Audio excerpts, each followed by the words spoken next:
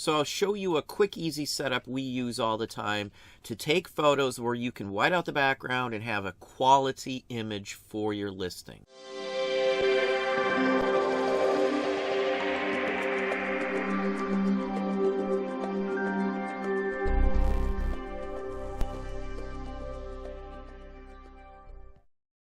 Hey, it's Don. Today we're taking some photos. I need to get some toys up. We're trying to get them up before we roll into third quarter and the whole works. So I'll show you a setup we use quite often. I've got a stand, I've got lighting, and we're going to take some photos with this. We're going to show you how you can get an easy white background without any issues whatsoever using eBay as well as your camera, cell phone, or whatever you're using your setup. So I'm doing some cars. I've just got some little die-cast junkers here. Nothing spectacular, nothing worth a ton of money. This one's from HO train set, 10-15 bucks. Most everything in here should be like 10 or 15 bucks. If it's not going to sell quick at that price, I probably would just throw it in a lot, just FYI. These German Christmas ornaments sell for about 15 to say 35 bucks, depending on who just so happens to be online. I think we need to mess with that one a little bit. Yeah, they'll just need to be bent a little bit. These are like the old style tin houses, and you can just bend one of the little flaps back in there. They're original German, some cars, some junker wooden trains, 15 bucks, you know, nothing super spectacular. This here, 15 to 25 bucks. There's some Matchbox, should give me about 15, 25 bucks. Cheapo plastics, these are 15, 25 bucks, somewhere in that range. That looks like another American name brand. That should sell fairly well also. Now, the question I get all the time is, you know, how do you get photographs? What's the best way to do stuff? Now, eBay has updated how you can address your photos in the regular app on your PC, your laptop, so you can white out the background as well. It's very simple to set up. Even if you're using your cell phone, you can do it the same basic way. Now, we use a Nikon D5300 for most all of our photos. I'm not a super big fan of cell phone photography at all. I would rather just have the DSLR. We've got several of these. It's a good camera. It takes great pictures outside. You might lose some of the quality here with going through the GoPro here to see it, but this is basically the whole setup here. I've got GVM 50RS, and it's a full spectrum LED panel. Let me show you the settings on there, just so you can see. This is what I set mine at. 17. Sometimes I even turn it down from there. It doesn't need a lot. This is on a scale, the actual amount of brightness from 1 to 100. So it's way down. I only have one light on right now because I've just got a couple other just standard lights in the general area. With one of these, you could theoretically cover all your photo needs for stuff like this, pots and ceramics and figures and stuff. We have mostly solid mica countertops like you see here on most areas. This is one of the first ones we put in and decided it wasn't the greatest because it scuffs up, but you can see there's a line back behind there. When you're doing this with a DSLR camera or really any camera, what I've done is, this is a autofocus. It's a fairly nice Nikon autofocus. This is the stock one that comes with the D5300, I'll say, straight on out. Now, I have, I think, a filter on here and a few other things that are, you know, easily bought off the shelf. I believe that's a filter. I have all the macro lenses. With the stock one, in about distance-wise, maybe 20, 22 inches, you don't need much. I mean, it doesn't need anything extra, and the photos come out very good. We took photos of tiny little things this exact same way. And when you're doing this with a DSLR, I've turned off the autofocus. So basically, the autofocus is always going to try to compensate for the back unless you change the center of where it's going to focus on. Most people don't mess with that. It's a lot easier just to tell you to shut off the autofocus, and then you just zoom in on whatever you want. You can literally change however you want to, you know, zoom it in. When you do the autofocus, you can zoom it in so it fades out the back already. So it's automatically going to turn it into an almost white background right off the bat. And that's literally all there is to it. That will get rid of anything in the background. It's on a slight angle too, if you noticed. So it's shooting down on it, more of like a display item. So I can have taller items and just shoot a little farther down. You can have a wall, and we have other areas that have a wall. I'm just showing you in an area where I can give you a look at every aspect of it. Usually we have booths and they're small. I've got other videos on them, but they're really small. So it's hard to actually see how I do stuff. But this is literally it. You've got my lights, as I talked about. I have links if you're interested. These are fairly expensive for the 3 light set. I want to say they can range in the $500 to $800, depending on what you get with them. Mine has some screens. These things are phenomenal, these LED panels, honestly. Now, the other part to this is what's called a cam stand.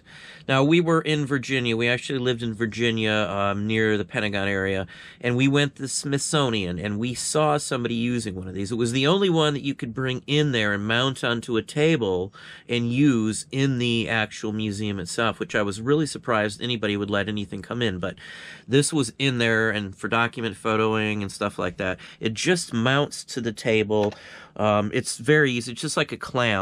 Now, the cam stand you can mount on most surfaces as long as there isn't like an edge on the side of the table, or enough space at least to get this in. Now, there's 2 or 3 versions of the cam stand as well. I've got a couple different versions we own.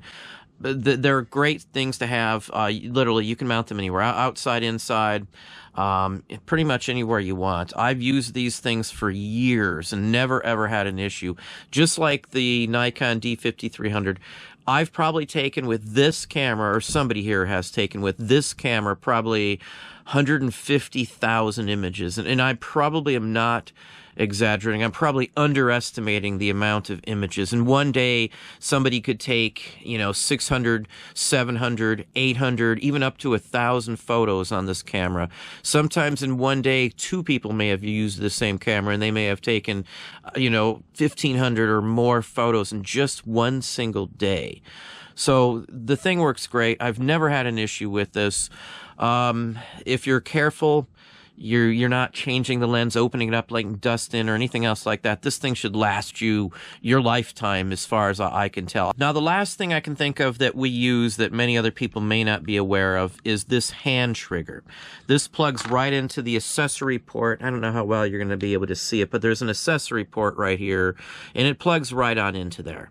There's a setting on your camera you can adjust. Now, it's got a quick click on here, too, so if I click and hold forward, it'll take hundreds and hundreds of photos instantly, like massive amounts, so I could use those photos and then combine them back in and do effects and all kinds of things, too. But just for the basic image, all you do is you're going to click it.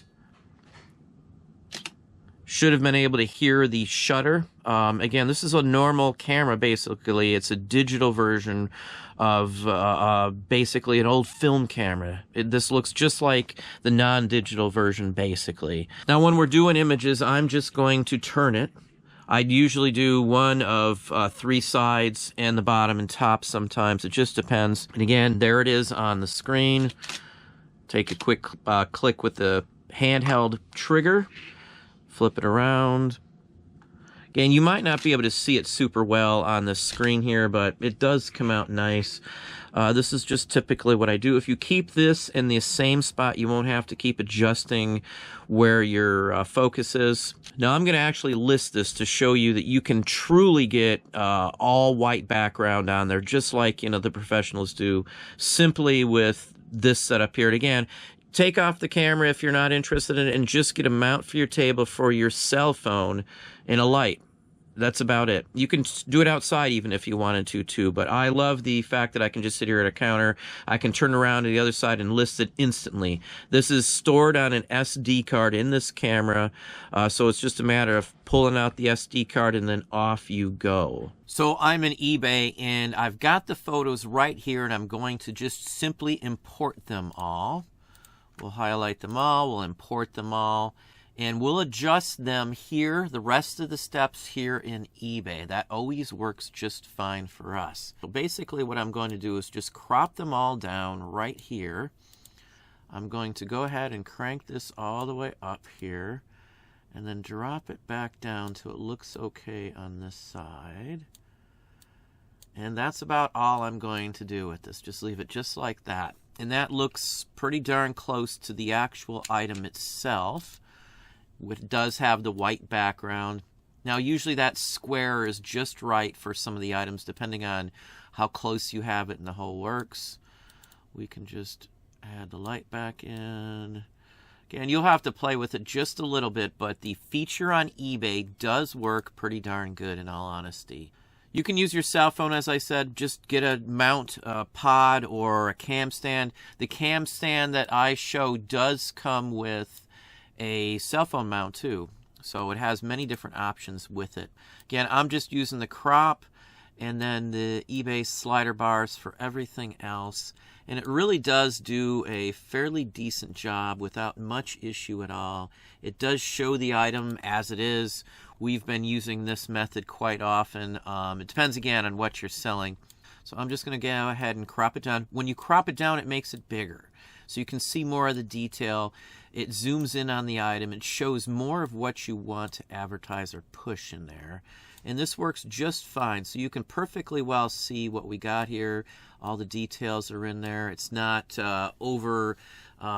estimating the actual look. It's literally how it looks. So that's about all there is to it. I already have all the rest of the information. I've got my title in there. I've got a playset toy. My store category is toys. The truck is in very nice condition. The tires spin and run fine. The truck is 4.5 inches long. And then I have an image of pretty much every side of it. Now I've put the brand name in here. Character family, I'm going to put that it's a truck. And that's about it. So, and under here, I usually try to put it up in the 8 to 11 or older. This is an adult toy basically anyway.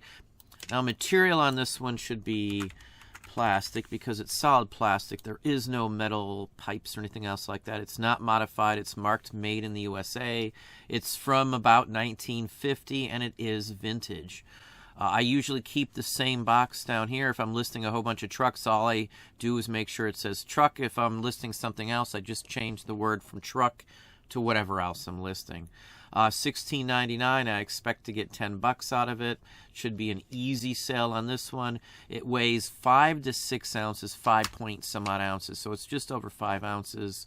It's actually going in a 5 by 5 by 6, which is the freebie eBay boxes that we get. And that's about it. Nothing else needs to be done, and I just list it. So that's literally all there is. The photos come out good. You can see right here that the white background blends right in with the rest of it. So it looks like the truck is just floating there. It works just fine. It'll work for almost any item out there. If you have jewelry, you'll have to take a little special care not to have too much light. Sometimes people have too much light, sometimes not enough. This seems to work great with the new features that eBay has done to address the photos and get you that all-white background. Well, there we have it. Hopefully that gave you some ideas, some thoughts. If you enjoyed this video, please hit that like button down below. You can also hit the bell icon to be notified if I post new content or go live. Subscribe and tell all your friends.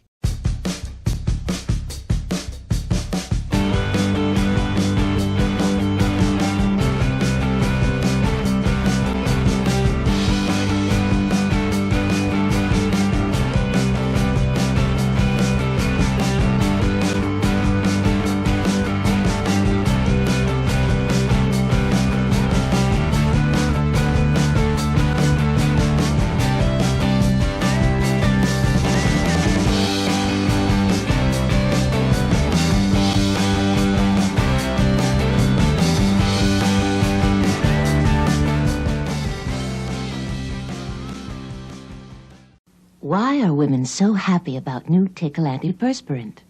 Is it because Tickle is the first roll-on with a big, wide ball? Is it because Tickle comes in 4 fresh fragrances? Or is it because Tickle helps keep you dry all day? Make yourself happy. Staying drier is nicer with a little tickle.